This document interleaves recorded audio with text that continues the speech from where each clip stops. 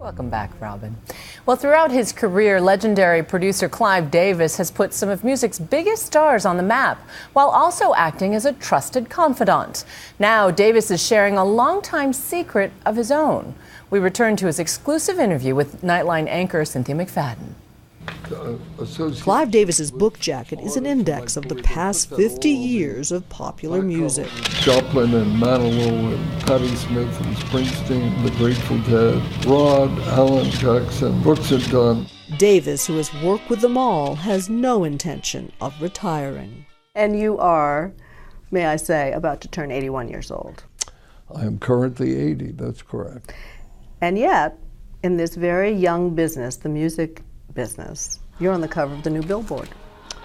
I am, and we were talking about that yesterday because I was doing some press with Miguel. And whether it's Miguel or whether it's Alicia or whether it's Puffy, when you share the passion of music, the age difference disappears. You're still excited. You're still excited. Of course I'm excited. I wouldn't do it if I weren't. I want you guys to make some noise for Clive Davis. His enthusiasm was on full display at his annual pre-Grammy party this year. There was the tribute to Whitney Houston. It's almost not believable when you knew her.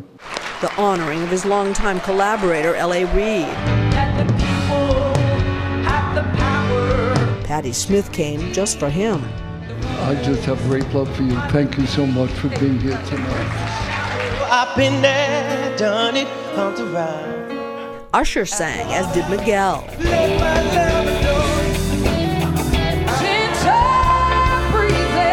Jennifer Hudson, and then the showstopper Gladys Knight.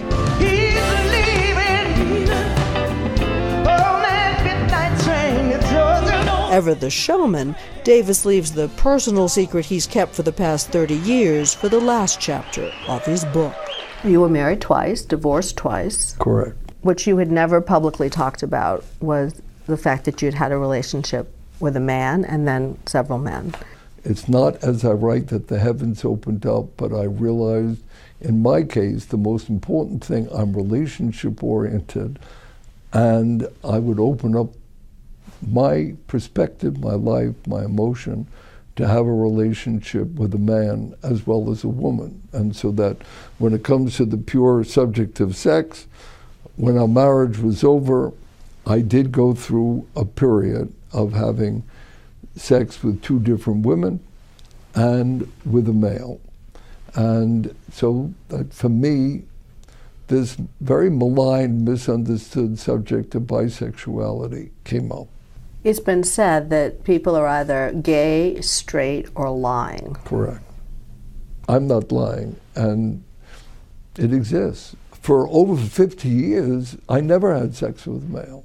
It wasn't repressed. I had very good sexual relationships with women. And had you thought about men in that Never. way? Never. Clive, tell me, did you feel shame when you first started having sex with men? I never felt shame. No, I never felt shame. I felt puzzled. The subject of bisexuality really needs much more discussion, because the answer is it's a status that does exist. So for 13 years, you had a relationship with a doctor, a male doctor. That's right. Right. And then you met someone else, and... Well, I dated. I dated a few women and a few men, and I met a man that I'm currently in a relationship with. The two have been together for 7 years, but Davis says he doesn't name him in the book out of respect for his privacy. Does he go to the Grammy party? I mean, is he part of your life in a full way? Oh, very much. I mean, he does, and sure he does. Sure he does.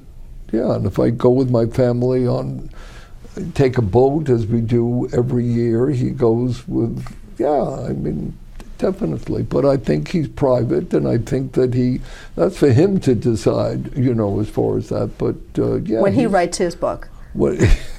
If and when he writes his book. And so, when the books are written about you, and the legacy is dissected, what do you hope they say about Clive Davis? I believe in music. I believe that even in this technologic age where once again they're questioning the future of what music's role is in people's lives, It's a vital part of people's lives. I can't imagine a world without music. For the rest of us, it's hard to imagine a world in which Clive Davis isn't providing the soundtrack.